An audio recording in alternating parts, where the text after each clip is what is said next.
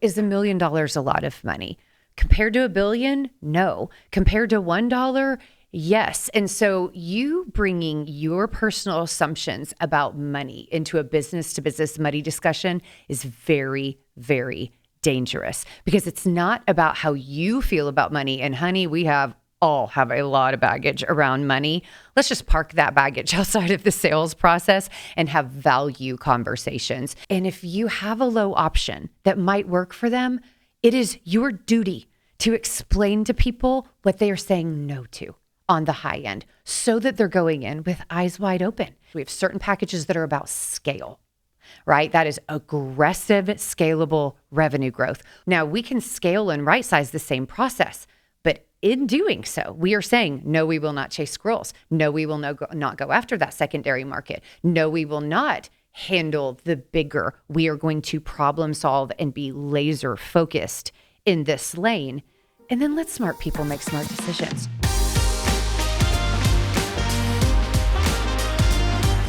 Hey, everybody, and welcome to the Marketing Blender Show. I'm Dacia. And I'm Daisy. Now, today we are talking about what to optimize in your B2B sales funnel. Now, we've done multiple episodes now on B2B marketing funnels. And if you've been watching us for a little while, you will know that when we think marketing, we are talking capital M marketing, meaning all the way, reach and awareness, all the way through your win-loss ratios in your sales funnels, in addition to upselling, cross-selling, retention, referral marketing. We are thinking growth strategy, revenue strategy, not little bitty to-do list of marketing. So I'm excited. I love talking sales funnel.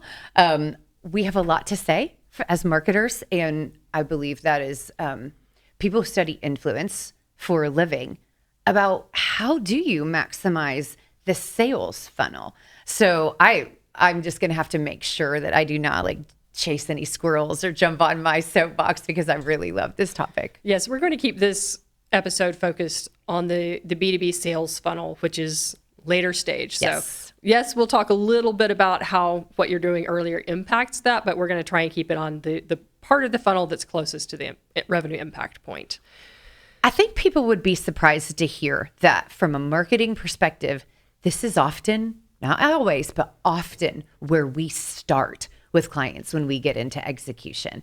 And the reason that a CMO is going to focus on bottom of the funnel tactics is because if you have a leaky funnel, it doesn't matter how big your pipeline is, you're just wasting all of those opportunities.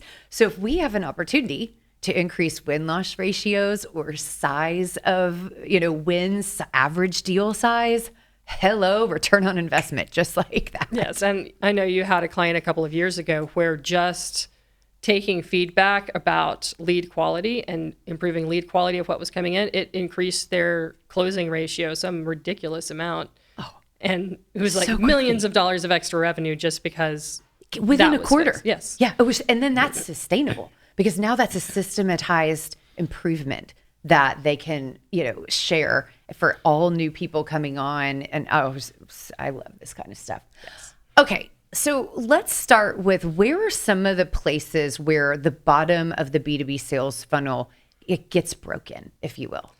So this is going to sound like a contradiction, but sometimes it's salespeople going too fast and sometimes it's salespeople going too slow. Yeah. So the happy middle is making progress with the buyer at the pace that helps them feel confident. So sometimes salespeople are like, well, I got them on a demo, so they must be ready to buy right now. If they just hear all the rest of the things that I have to say, and then the sales vomit ensues, yes, then they'll say yes, and they'll say yes faster the more information I give them. Not necessarily true. That may just make them confused and be like, I can't make this decision because I'm overwhelmed. And then sometimes they don't actually go fast enough because they're not thinking about, diving deep enough into the pain or touching base frequently enough. Sometimes they believe everything the customer tells them. Yeah.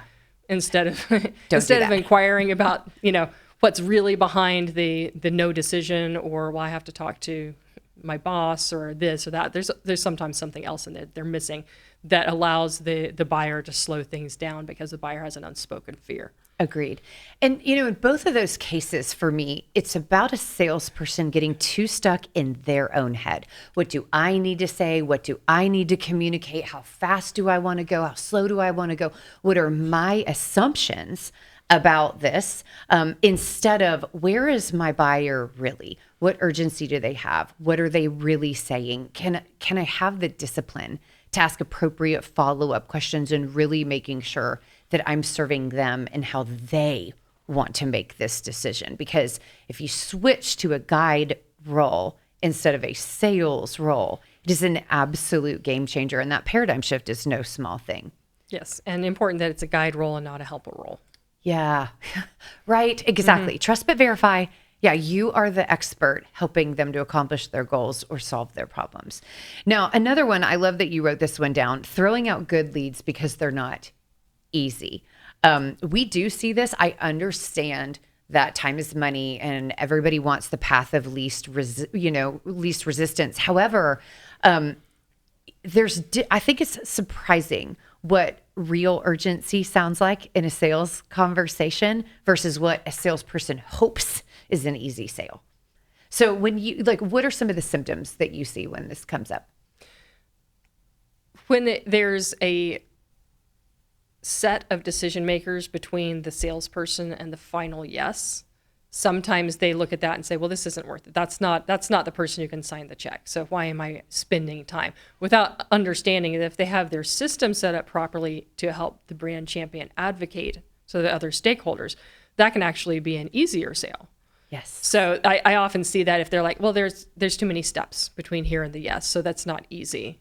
It's like that can still be a qualified lead that can lead to a sale, but just because you didn't get Joe CEO on the phone the first time doesn't mean it's not worth following up on. Such a great point. Or they'll continue to go to that influencer persona because they answer the call, because they answer the email, even if it's the CEO or the CFO or some other, CXO persona that's the real decision maker. That still ends in nothing, no matter how easy like the end felt. If that influencer cannot give you a yes, well, then it's a big waste of time and effort there. Another one, of course, not using your CRM, because then we can't track activity metrics. We can't see what's actually happening. Like there's no support that can be provided if there's no data to show what does our global pipeline actually look like, and are there trends, that we can solve across the entire pipeline versus just thinking one-off deals that are in my notes or in my phone or in my head. And I would say that using a CRM poorly is just as bad as not using it at all. I have conversations with marketers all the time who are like, well, the salespeople they're just putting stuff in there. Yeah. Can we market to these people? Do we not have permission to market to these people? What stage are they? What kind of industry are they in? What's their freaking title? We don't know anything about these people because they're using it as a notepad and not thinking about it. This is all of our future revenue. Yes. And we need to treat it as such. Well, and this cuts off the marketing's ability to add any sales enablement support. So automating ghosted leads, automating some follow-up, segmenting really high value offers or data points or content that really would engage them and bring you back up to top of mind, or maybe even restir some urgency and some desire in them. If the CRM's not being used properly, well, there you go. Marketing, no thanks. We don't need the help over here. It's actually surprising how infrequently sales remembers to ask for help from marketing for sale. Now they'll do one-off sales enablement stuff. I need this brochure. I need this PowerPoint. I need this asset, but they're not asking for the things that would actually make their job easier, which is I have a list of 50 people that I need to follow up with. They share these characteristics. Can you write a set of 3 emails that we can send to these people? Yes, we can. And not only that, we can then share that with the rest of the sales team who can use it to follow up with their similar contacts. There's so many things that marketing can do for sales enablement. Writing scripts, writing email sequences that sales teams often don't take advantage of, and they should be. And I love that because I think the common theme there is a lack of follow-up. Generally speaking, the research says that it takes 5 to 12 points of follow-up with a sales qualified lead to close a deal. And if that's across a buying committee, that's not 12 across 8 different people. That's 12 per person, depending on how complicated the environment is. And so having consistent follow-up, having high quality follow-up, where somebody reaches back out to me as a CEO and I'm like, oh, I do want to read that email. Like, that's interesting. I hadn't thought that.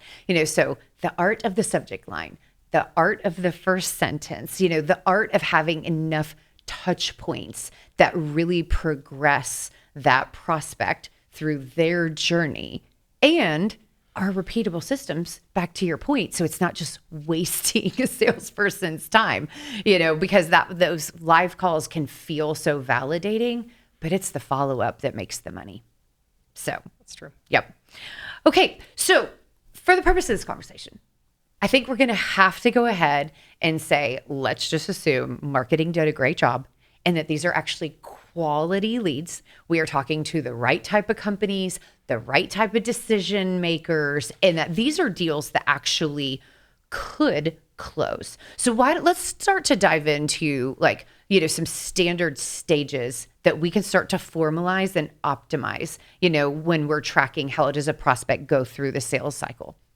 Sure. And I think this goes obviously into the messaging choreography that we talk about in many, many other of our Marketing Blender Show episodes. So if you don't know what messaging choreography is, it's saying the right thing in the right order so people don't get stuck and they don't leak out of the funnel. So obviously that applies across everything we're about to talk about in the funnel stages. Okay, so the first one is initial contact. So at some point, they pop out of the marketing funnel and go into the magical sales funnel portion of their engagement. And they're ready to have some kind of two-way conversation with a real human being whose job it is to help them make progress.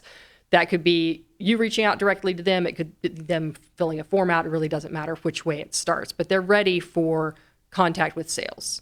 So number one is what's the goal of that first contact? What is it that you're trying to validate? Is it mostly about, building trust, or are you going to go deeper and figure out what's the pain and what's the urgency?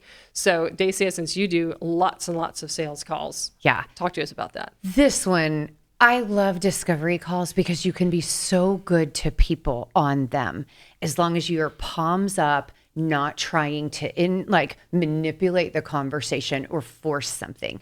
So, a lot of times people are saying, okay, I need to qualify the lead. I want to unpack that word really quickly because typically people are like, what's their timeline? Do they have the money? Are they the right size company? Are they the decision maker? Those are fine, right? But they do not actually tell you what does this problem or goal, what does your solution represent to them? And that's the conversation I want salespeople to have. I want amazing, deep, active listening conversations where it's guided, but you're helping that prospect clarify for themselves, what is the cost of this problem? What are all the other ways they could solve it? So then what are you being compared to? Sometimes it's do nothing. Sometimes it's hire somebody. Sometimes it's do it manually. I mean, there's so many things that you might be compared to. And if you're not privy to that, you can't help them because there's all of this unstated.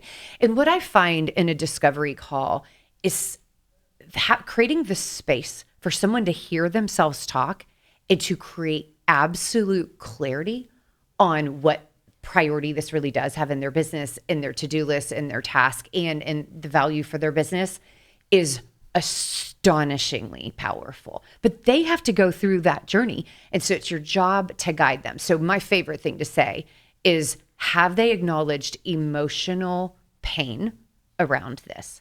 And then a second is if you can clarify the goals or clarify the measure of success, especially if you can get even just a teeny glimpse of a quantified success metric, that is a game changer as well. Because again, it's recirculating clarity back for that prospect and they are progressing in their own buyer's journey.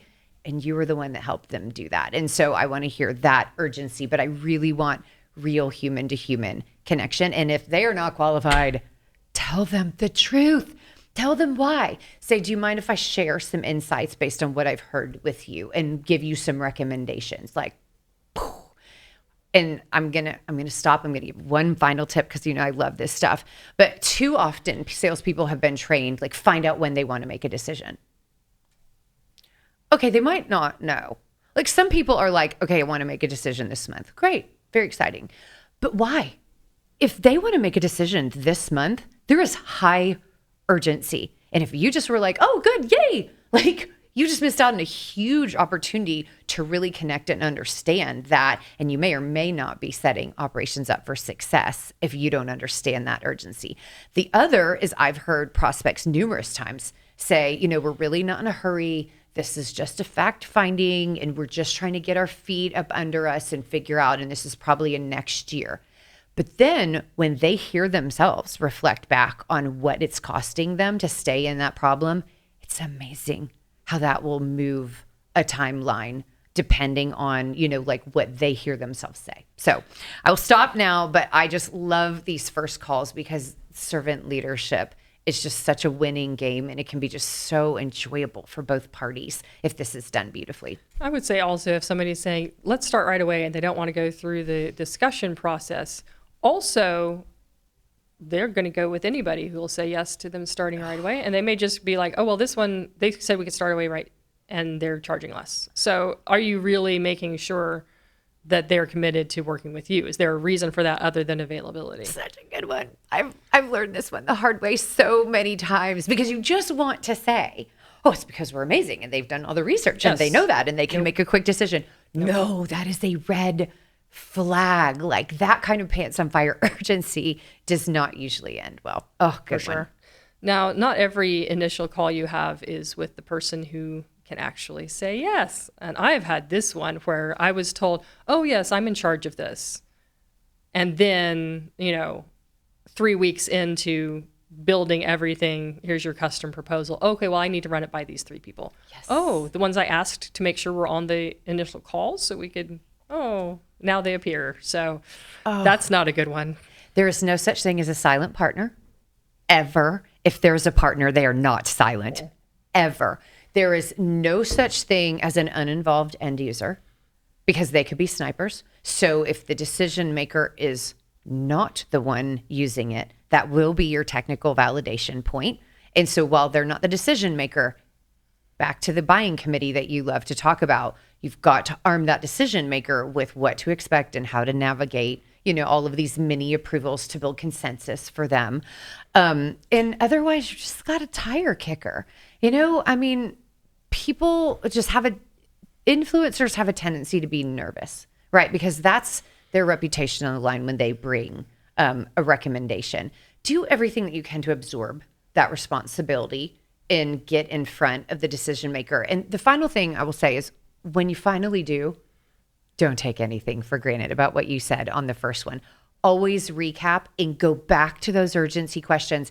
Be curious about how pain flows through the organization because it's not necessarily that the influencer was wrong. It's that their experience of that problem is different than a C-suite's experience of that problem. And you can build a more robust picture by collecting all of these points of view. And that can really be a value add when you're the one seeing like the overall impact organizationally, whereas they're experiencing it individually. So I just always caution, trust but verify, but always respect the decision maker and also allow them space to reflect and think on their urgency around this. And that's a lot of what the nurture process looks like, is making sure everybody's aligned and everyone's on the same page.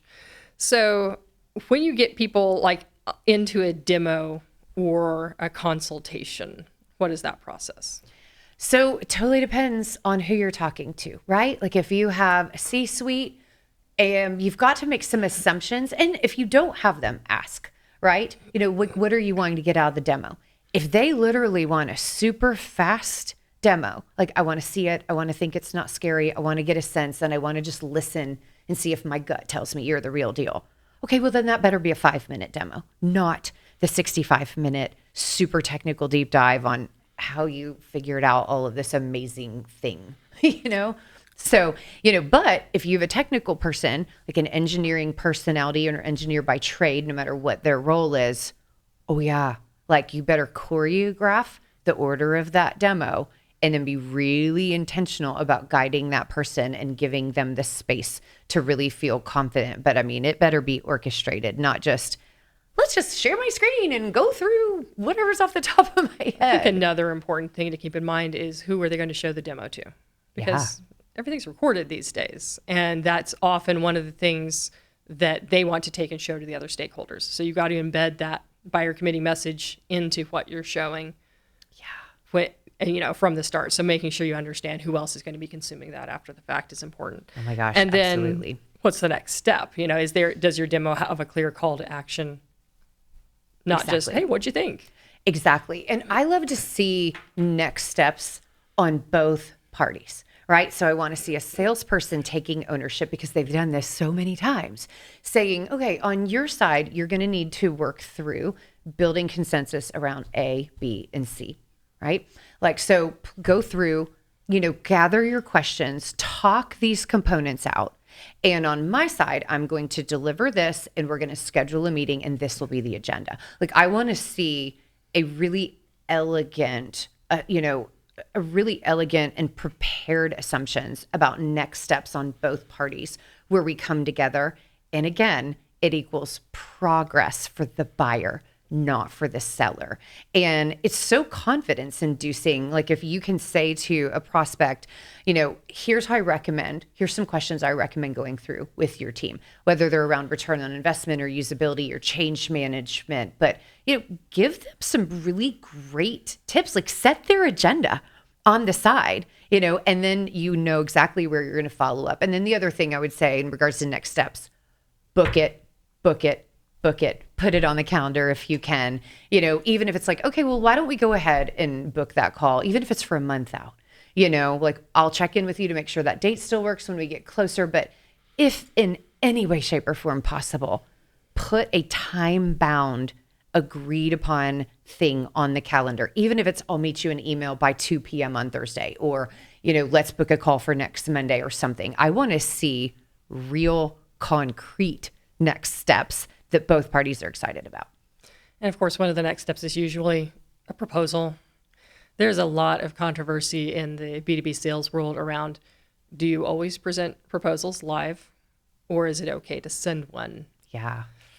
What do you think? So I think I'm going to probably get crucified on this, but I don't care. Anytime I'm finally investing time with a potential provider, vendor, partner, whatever, I've already done my research. I've started to decide that I'm going to decide to make a decision. Like, I know that sounds silly, but really, like, I'm not showing up like, I just thought I had an extra 45 minutes. I thought I would just listen, even though I have no clear idea of where I'm headed here. So I want real information, and that almost always includes pricing. I don't care if you were saying it's somewhere between $1 million and $100,000. That still gives me more clarity than I had before I hopped on that call. So I am a big proponent of very rough pricing estimates so that the prospect can be like, yep, we're in the ballpark, or you're out of your mind. Like, I think it's respectful. I have never, ever met a prospect that did not want pricing as soon as possible. And if you've done a really great discovery call, that is also respectful because they've validated what they believe is value. You're clear on their urgency and what they're accomplishing. And so when you give those ranges, it's already in context of what they're trying to accomplish. So I'm a big fan of that. And then I do let the prospect tell me. I mean, there are lots of impatient decision makers that do want the proposal without it being presented to. And if that is their persona that we've done due diligence on, and I'm reading that correctly, then I am sending that proposal. Like, I'm going to trust in their ability to progress. I'm still going to have a next step. I'm going to say, I'm going to send the proposal and here's the step behind it. So there's always a partnership aspect to this.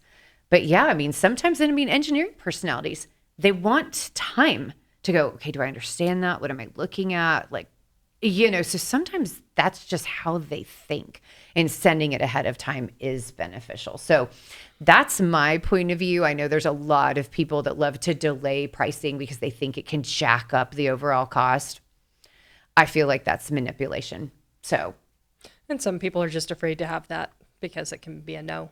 They don't want the no to happen without them there to handle objections. Exactly. Right. I'd rather run towards my nose. Right. Like not delay them. Exactly. So. I think one of the challenges that you and I have both faced over the years is making assumptions about what people's budget is. That one's super dangerous. And it's not to say, well, I need to, figure out how much I can squeeze out of this person. But it's so common when you really want to help somebody to say, let's get them in the door with the smallest thing that they can pay for. So at least we can get them something because they need help so bad. Yep. And it's the wrong thing to do. Yep. The decision around pricing needs to be based on the evaluation of this is the type of organization it is, this is the revenue goals that they have, and this is what's actually needed to get there. And just say, this is what it's going to cost, rather than saying, let's assume that they don't have enough money. Yeah, exactly. I mean, it's always what's that problem worth? So, is $1 million a lot of money? Compared to $1 billion? No. Compared to $1? Yes. And so you bringing your personal assumptions about money into a business to business money discussion is very, very dangerous, because it's not about how you feel about money. And honey, we all have a lot of baggage around money. Let's just park that baggage outside of the sales process and have value conversations. And even making assumptions based on the size of a company is extremely dangerous. We've had organizations, especially in construction or, organizations that have really high cost of goods sold, where they are a 20, 50, $100 million company. Now their gross profit margin is low. So that's not a real assessment of money. And they might have had the wind at their back. So they haven't gone through a journey of the real value of money. So they might be bringing their own stuff. And then we've had other organizations that haven't crossed the $1 million mark. Oh, but this is their 10th venture. And they are very clear about investing, what they want, value, how to progress, and what that means to them. And so those blind assumptions are so dangerous. The final thing, and I love what you said about, coming in too low. You need to be good to people. And if you have a low option that might work for them, it is your duty to explain to people what they are saying no to on the high end, so that they're going in with eyes wide open. This is oftentimes the case for us. We have certain packages that are about scale, right? That is aggressive, scalable revenue growth, where we're going to go after a lot of big opportunities. Now, we can scale and right size the same process, but in doing so, we are saying, no, we will not chase squirrels. No, we will not go after that secondary market. No, we will not handle the bigger. We are going to problem solve and be laser focused in this lane. And then let smart people make smart decisions, right? Just tell them the truth about the differences in package from their own point of view, and ask them if they have the appetite for either that discipline or that scale. And a lot of times it's simply about the resources behind it. Do you have enough time to go through the big package? Or, do you have time on your hands where we ought to be aggressive with that, and the small package is disrespecting the opportunity in front of you? So just meet people where they are and help them make good decisions. I'd say another area where things can fall apart is in due diligence. And because I've worked with so many tech companies, I'm just going to tell you, the number one way to make sure that due diligence goes well so that a deal does not tank is you bring the checklists. You should anticipate every single question to the best of your ability that you can, that they are going to have. You should be the one who's bringing it to them and saying, we're making it easy for you to say yes, because you can see that we have not only thought about, but we have prepared for every single thing that could be a concern for you. Amen, sister. I don't have anything to add to that except what she said. This is a huge thing. And then it professionalizes your communication. Again, it is that implied message. This is not our first rodeo. We are very good at what we do. We are very disciplined, and we know how to help you navigate this. I love checklists. And as a little addition beyond that, if you are also bringing to the table the onboarding and training documentation that their users are going to experience, and be like, this is part of the due diligence. That we have this 2-week training, program. It's only going to take X number of minutes or hours from, your end users in order to participate in this. Here's how you can communicate with them. This is the email that you send out to your team. Like, all of that is part of the due diligence. Are you a CEO of a business-to-business company? Maybe you're a sales leader or a salesperson, or maybe you're in business-to-business marketing. Well, if so, I wrote a book for you, and it's called Corporate Caffeine. Business-to-business marketing is different, but there are certain predictable fundamental principles that will help you unleash your organizational potential and fill your pipeline sustainably. So you can find my book on Audible, on Amazon, on barnesandnoble.com, or any of your favorite retailers. Hope you enjoy it, and I'd love to hear your feedback. And then, of course, after appropriate amounts of follow-up and validation, it leads us to closing. Now, I love this. I think it's hilarious that we use words like word nerd, closing, like close a door, when actually it's open up a relationship, open up a pathway of progress. But for me, closing is supposed to be assumptive. If you've done a really good job, they're literally saying, okay, when do we start? Let's get our calendars out. Let's onboarding. Who should what part of my team? I mean, there should have been so much back and forth collaboration that the signature is so simple because they've already said yes to you multiple times. And that's what a really beautiful close says. Like they will have said verbally, we're really leaning towards you, but we've got a couple questions. Okay, you validated those questions.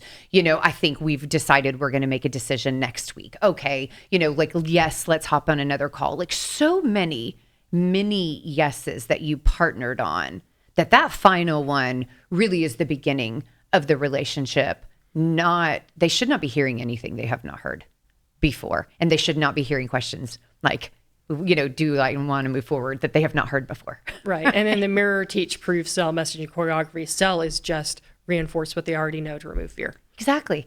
And it's about building confidence.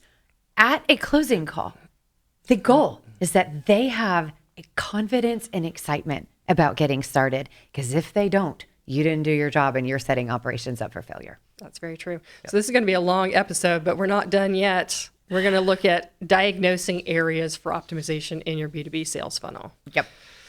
Okay. So you got to know where people are falling out.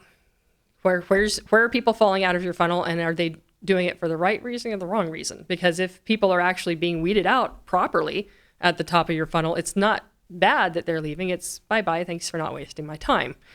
But if it's because you're alienating people, or because they have a mistaken assumption because your messaging is off, then that's an area where you need to do some optimization and change what you're saying. Yeah, exactly. So first things first, obviously, your CRM better be helpful in telling you where you're losing people. Mm-hmm. So if it's being used properly, you should be able to look at global pipeline metrics and be like, wow, we got bad attrition between X and Y.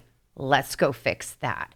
I always want to see people looking at win-loss first and then going back up the pipeline. I don't want willy-nilly. I want closest point to revenue. I want to be thinking, are our projections and timelines correct? I want some data validation, but I want to be seeing that. So I think that's a really, really big deal to me. And, of course, it's those symptoms at the beginning of our call that we talked about, like about, where things go wrong. But I want to see data first in order to start diagnosing, like where are the problems in the sales funnel. Exactly. And conversion is every step. It's not, did we convert them into a customer? It's, did they convert, on a landing page? Did they convert to a conversation? Did they convert to receiving a proposal?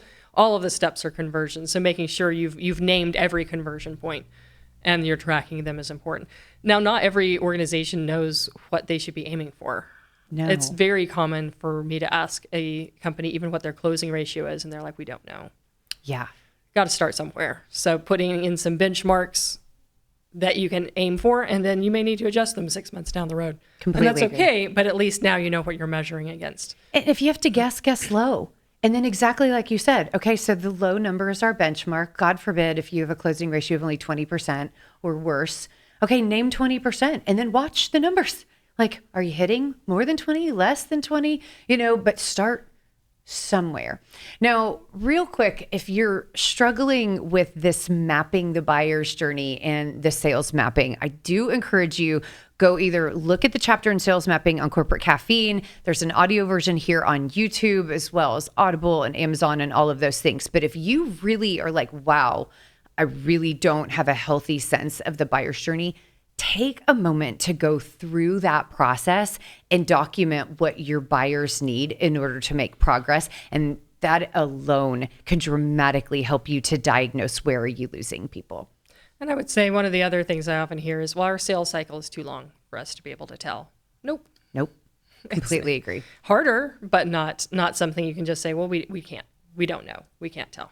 And, there are certain industries, aerospace or, with specific government buying cycles or that type of thing, where I acknowledge, like, yes, those are long sales cycles. However, you can still map them and track them. So, and on top of that, the longer the sales cycle, the more likely the bloat. So I always challenge, like core assumptions about how long is your sales cycle really? And is that a product of an inefficient sales methodology and, creating too much friction for the buyer? Typically it is. That's very especially true. for professional services. Oh gosh. So we've talked a lot about CRM, obviously track. You can't track not just conversions, but activities, like what's actually being done, because you have to have both of those to evaluate if there's an issue. And then we haven't talked about lead scoring yet, but this is actually for organizations that are using your CRM well and that have a high enough volume of leads, especially MQLs. It is possible to determine how can sales be most efficient by making sure they're talking to the right people at the right time. What should stay in the marketing realm where it's, there's personalization, but it's not one-to-one. Yeah. And when should it be sales picking up the phone and calling and sending, handwritten notes and emails and connecting on LinkedIn and all of that good stuff. So one of the things about using lead scoring is that it should be done based on what actions show what intent. So there are very specific pathways that people follow through a website based on what they're trying to determine. We just looked at our workflows through our website recently, and we're seeing the top 4 pages that people look at: homepage, about page, team page, portfolio page. And we have a lot of other pages on our website, Yes. but they're not hanging around in the blog reading, top of funnel stuff. They're like, Exactly. what does this company do the thing that I need? What do they care about? Do their values align with mine? Are they, a team of experts? And who else have they worked with? Yeah. So we're seeing very, very high intentionality in terms of how people are flowing through the website. So, and lead scoring is another thing that can also help actually answer some of the questions that a salesperson would usually validate in their first call. So there are some things, some trigger points that you can put in there that get people to tell you more. Yeah. If they fill out this form, or if, they self-select this journey, what does that tell them about what company size they're part of? Or what does that tell you about the specific problem they're trying to solve? Lots and lots of intel that can be gathered during the lead scoring process that's very useful to sales. Yeah. And it's amazing because, that should be a virtuous cycle of back and forth. Like, I really want to see marketing and sales working together. I don't want to see lead scoring as a set and forget. Like, okay, we put this number, sales should always follow up on these. I want to see some sort of feedback loop every so often around, is that true? Like, if we engage a prospect at this score, is it the right time? Is it a little too early? That type of thing. So I do want to see some healthy optimization of that in conversations, because you never know, there might be additional offers that we can change. I love what you said, where people can self-identify or self-diagnose leading up to a sales call, which can massively improve lead quality and speed to revenue once, like from that, after that initial discovery call. So I think there's some really exciting opportunities. And sometimes I think people feel like this is sophisticated, read overwhelming or intimidating. Just start somewhere, because often what I don't want to see is, I don't want to see a high paid sales team being like, I don't know what to do today. Like, I don't know how to reach out to people. I don't know who like where my next lead is going to come from. Ooh, like, okay, we need to work on that sales and marketing alignment. And I really do love that lead scoring aspect if you've got technology set up correctly. Absolutely. What about the value of the sales team reaching out to their referrals?